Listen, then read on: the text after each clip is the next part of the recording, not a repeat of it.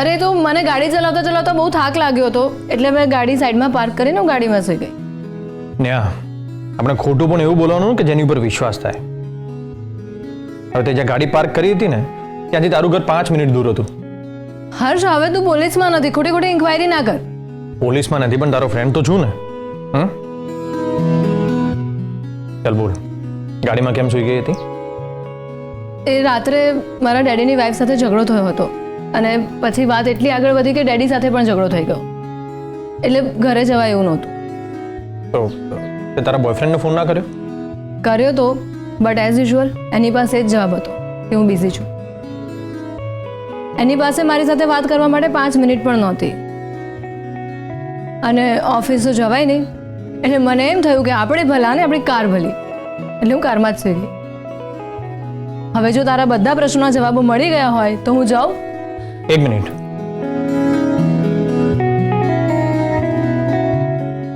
જો, તું મારી ફ્રેન્ડ છે.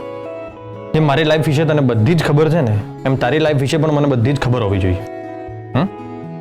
અને હવે જો ક્યારે પણ આવી સિચ્યુએશન આવે ને તો આ ઘરના દરવાજા ઓલવેઝ તારા માટે ખુલ્લા છે.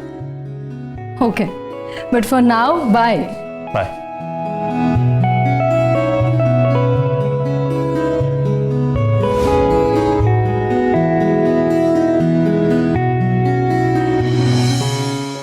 કેશુ, તારા માટે જે પેપર્સ મોકલ્યા હતા એ સોલ્વ કરી દીધા? ના, સાચું કહું દીદી તો મને ટાઈમ જ નથી મળ્યો. કેશુ, આમ વાતો કરવાથી સફળતા નહીં મળે. સફળતા મેળવવા માટે પરિશ્રમ કરવો પડે છે. તું આવી રીતે ગ્રેજ્યુએશન કમ્પ્લીટ કરીશ? ના ના દીદી, હું કરીશ ને. પણ ક્યારે? અત્યારે જ પેપર સોલ્વ કરવાના છે ને. હું આજે ને આજે જ પેપર સોલ્વ કરીને મોકલી દઈશ તને. તું ચિંતા ના કરીશ. લુક કેશુ, ચિંતા કરવાની જરૂર મારે નહીં, તારે છે. તારા ભણતરની. દીદી તું ગુસ્સે ના થા ને. હું ગમે તેમ કરીને ટાઈમ કાઢીને પેપર સોલ્વ કરીને તને મોકલી દઈશ. સારું, ચલો હવે મૂકું. એમ પણ મારી પાસે બહુ કામ છે અને ટાઈમ ઓછો છે. ભલે.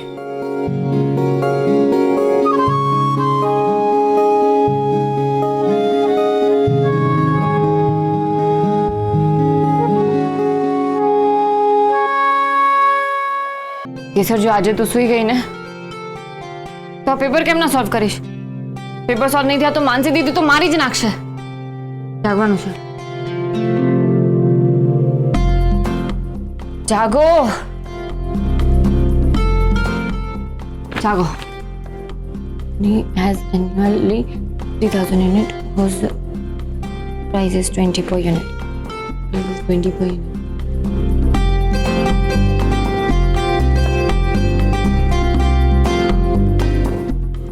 ઓ ફોજદાર, હવે જો મને જરાય ઊંઘ આવે ને તો મારા સપનામાં આવીને મને વળજો.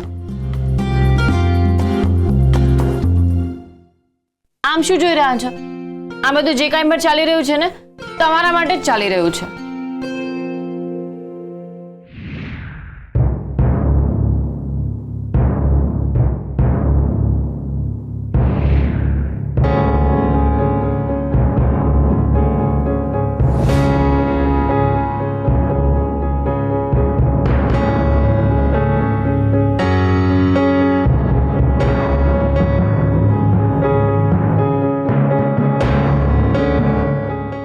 છોકરીના રૂમની લાઈટ હજી સુધી શું કામ ચાલુ છે?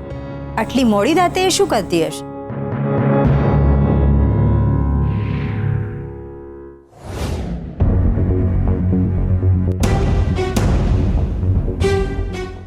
શું કરતી હતી?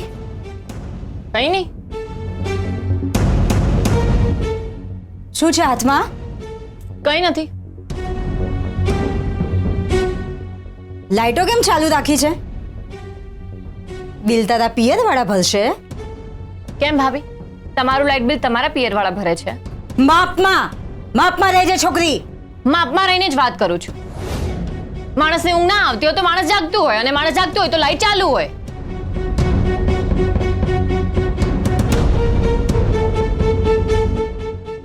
ભાભી, તમારે કંઈ જોઈતું હોય તો મને કહું આપું. બહુ દોડડાઈ ના થા. તો તમારે કંઈ કામ હતું કે કંઈ લેવા આવ્યા હતા? અમે એમ કહેવા આવ્યા હતા કે રાત્રે અમારા રૂમમાં પાણી થોડું વધારે મૂકજે. અમારે નીચે લેવા આવવું પડ્યું. હવે ચલ લાઈટ બંધ કર અને સૂઈ જા. લાઈટો ના બાળીશ. હા.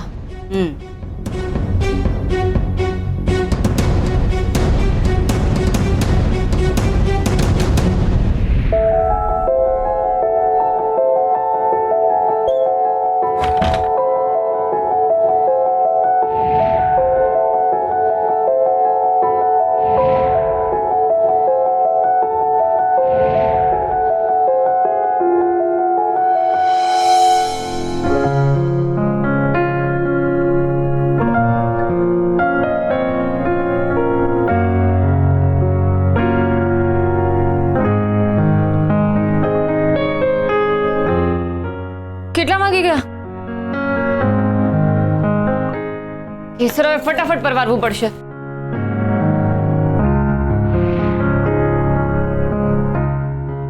બહુ મોડું થઈ ગયું.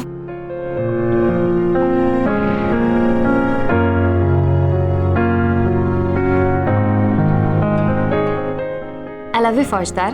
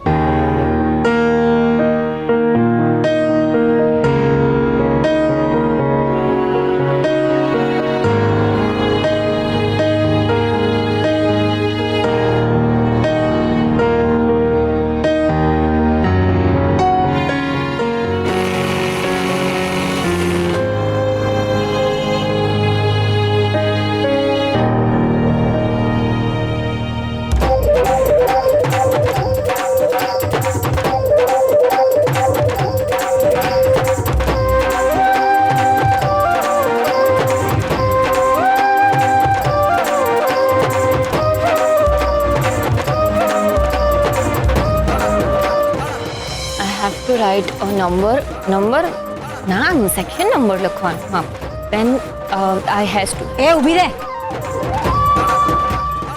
શું અમારા વિશે શું ખરાબ બબડે છે? બોલ તો. મારે તમારા વિશે કંઈ ખરાબ બોલવાની ક્યાં જરૂરત જ છે? Then I have to start the procedure and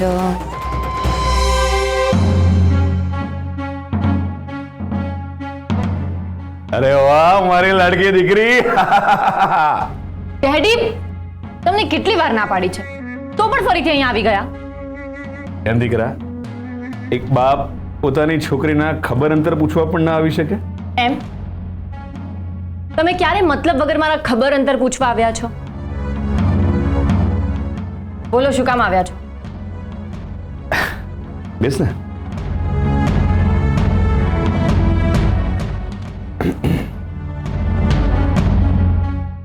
આમ તો હું તારી મદદ માંગવા ના આવ્યો હોત, પણ શું છે કે હું તારા લીધે તકલીફ ભોગવી રહ્યો છું. થોડા દિવસ પછી કોર્ટની તારીખ પડી છે. હા, પણ તું જરાય ચિંતા ના કરીશ. હા, આપણે ખાનદાની લોકો છીએ એટલે ટોપનો વકીલ રોક્યો છે. એણે એડવાન્સ માંગ્યા છે. ડેડી, સીધે સીધું કોને કે તમારે પૈસાની જરૂર છે, અહીંયા પૈસા માંગવા આવ્યા છો? અરે વાહ, મારી લાડકી દીકરી મારું કેટલું ધ્યાન રાખે છે. હા, મારે 40,000 રૂપિયા જોઈએ છે. મેં દિવ્ય કુમારને પૂછ્યું તો એમણે કહ્યું કે હમણાં બાળકનો જન્મ થયો છે એટલે વ્યવસ્થા થઈ શકે એમ નથી. મહા મુસીબતે મેં મોહિત કુમાર પાસે પૈસા માંગ્યા. હા ડેડી, તમે મોહિત જીજુ પાસેથી પૈસા માંગ્યા? કેમ ડેડી, તમારે તેમની સાથે કોઈ સંબંધ નહોતો રાખવો ને? અત્યારે એ ઇમ્પોર્ટન્ટ નથી. મોહિત કુમારે મને માત્ર 10,000 રૂપિયા આપ્યા છે. હવે એટલામાં તો આપણું શું થાય? અરે મારા જેવા ખાનદાની લોકો આટલા રૂપિયા તો આમ દાનમાં આપી દેતા હોય છે. તો બાકી રહી તું દીકરા, એટલે તું મને 30,000 આપ. જો ડેડી, હમણાં તમારી પાસે આટલા બધા રૂપિયા નથી, પણ હું કંઈક અરેન્જ કરું છું તમારા માટે. હા, મને ખબર જ હતી દીકરા કે તું મને ના નહીં પાડે. અરે દિગ્વિજયસિંહજી, કેમ છો?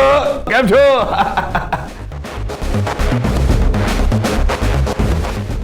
આ તો આટલામાંથી પસાર થતો હતો તો થયું દીકરીના જરા હાલચાલ જોતો જાઉં.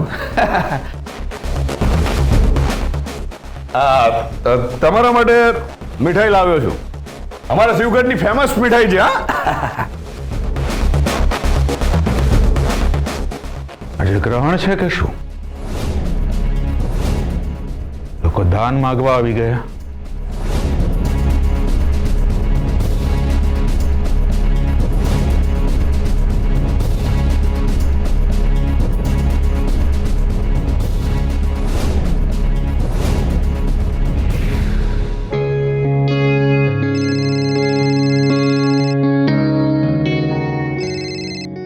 માનસી દીદી, કેશુ તારા પેપર્સ જોયા, 10 on 10 છે. હે ને? એકદમ બરાબર હતા ને? એકદમ બરાબર છે. પણ જો આજે બીજા પેપરનો સેટ મોકલું છું, આજે જ રાત્રે મને સોલ્વ કરીને મોકલ. ઓકે? ઓકે, તું બિલકુલ ચિંતા ના કર. હું આજે ને આજે જ બધા પેપર સોલ્વ કરીને મોકલી દઈશ. હવે તારી ઇડિયટ કેસર એકદમ હોશિયાર થઈ ગઈ છે.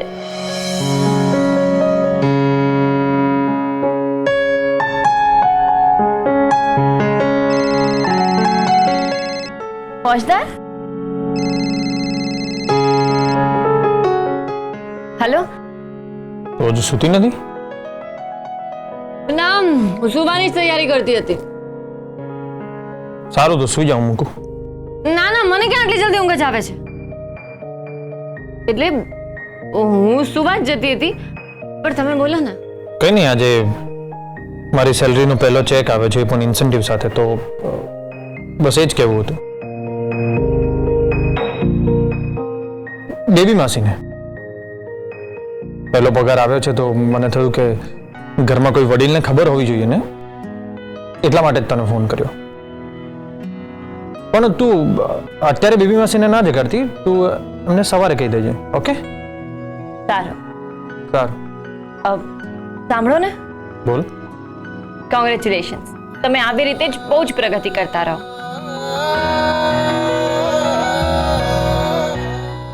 સારું, હું મૂકું.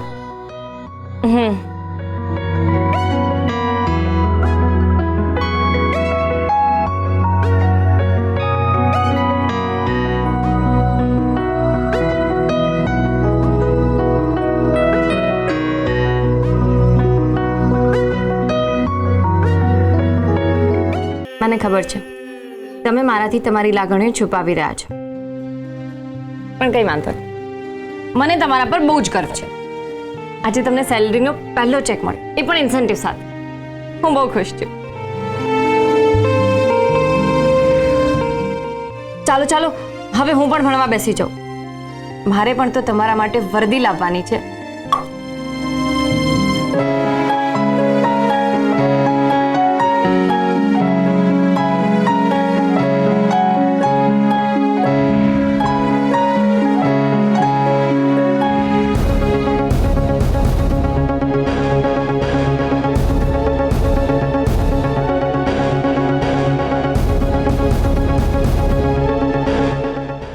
આજે પણ આ છોકરીના રૂમની લાઈટ ચાલુ છે. ખબર નહીં આ છોકરી શું કરે છે.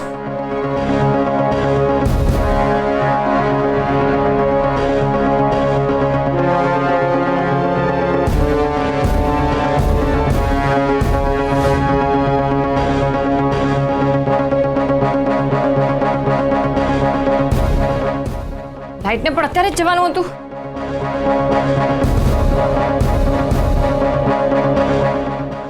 બધી સ્વિચો તો ઓન છે, લાઇટ જતી રહી.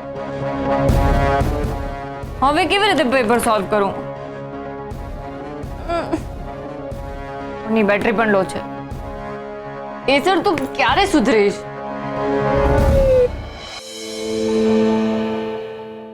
તારા સિવાય તો બધાના જ રૂમમાં લાઇટો હતી. તું એક કામ કર, તારા રૂમમાં જો હજી લાઇટો ના આવી હોય ને તો તારી બેગ પેક કર અને તારી જૂની રૂમમાં શિફ્ટ થઈ જા. શું વાત ચાલી રહી છે?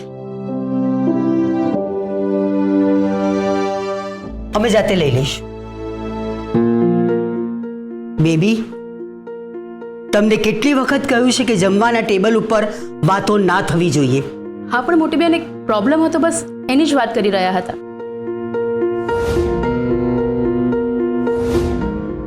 આ ઘરમાં પ્રોબ્લેમ સિવાય બીજું છે પણ શું? મોટી બેન, તમને એક રિક્વેસ્ટ છે. બધી જ વાતમાં કેસરનો દોષ ના નીકાળો.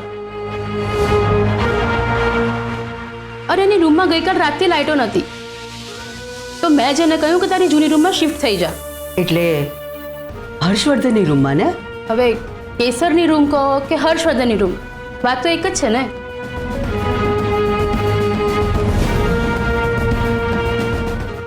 ઇલેક્ટ્રિશિયનને બોલાવીને પ્રોબ્લેમ સોલ્વ કરી દઈશું. રૂમ બદલવાની કોઈ જરૂર નથી.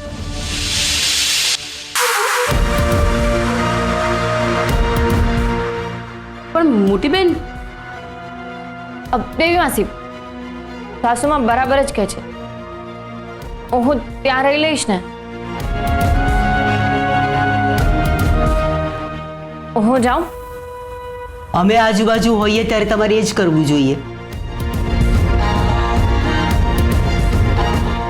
મોટી બેન, તમે આ શું કરી રહ્યા છો?